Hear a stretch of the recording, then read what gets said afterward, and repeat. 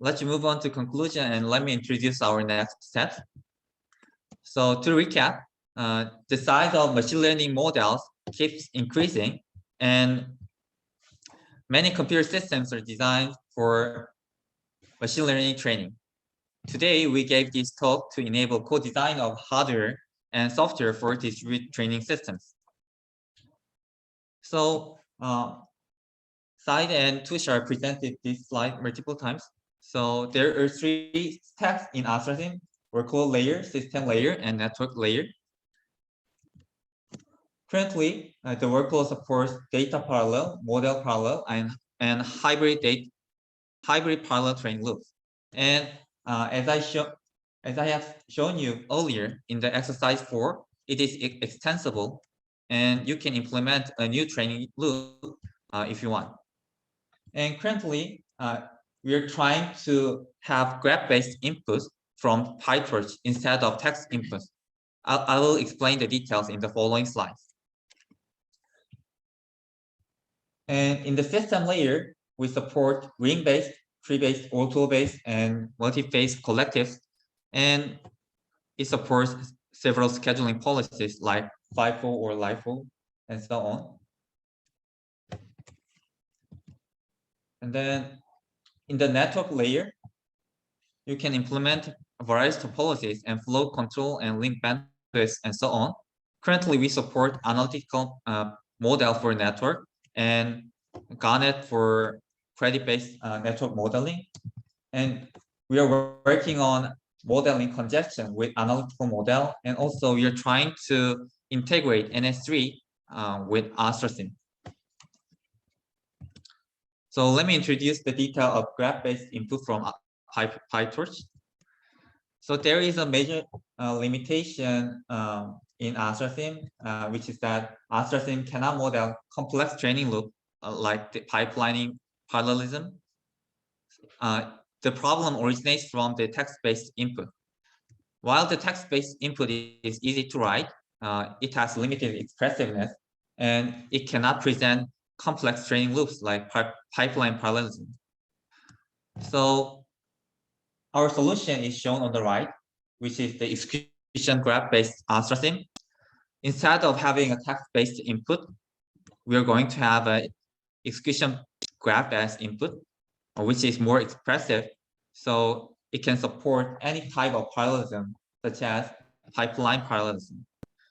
And in addition, we expect that execution graphs generated by machine learning platforms like PyTorch can be used for modeling distributed training systems. This feature will be released by the next tutorial at MLSys 2022. And just to note that we have a collaboration with Meta, and they on their side are working on making this graph generation for distributed training feature in PyTorch. And at the same time, we are developing simulation infrastructure for those graphs within our ASTRA-sim platform. Yeah. Just want to note that. Yeah, we're closely working with Meta to enable this feature. Yes. And let me introduce the detail about our next features that will be added to the network layer. Analytical model with congestion modeling and NS3. So currently we support 2 types of network backends. One is analytical and the other is Garnet. So analytical model has an advantage in terms of its modeling speed. It is very simple, and it does not require a lot of computation overhead for modeling network. So it is fast. However, it becomes inaccurate when there is congestion in network. So to avoid the inaccuracy, we used Garnet, but Garnet is slow and it cannot model large-scale systems like data center scale systems. So first, we added. So there are 2 solutions. One is analytical model with congestion modeling, and the other is NS3. So with the analytical model with congestion modeling, we can model congestion in analytical model so that we can achieve high accuracy even if there is a congestion.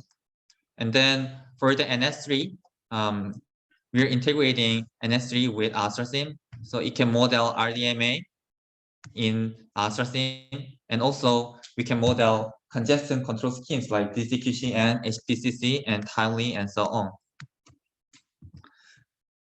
ASTRA-sim is available on GitHub, so you can raise issues and contribute via pull request. And our next tutorial will be at MLSys 2022 on August 31st. So this is our team, and please feel free to contact any or of us if you have any question.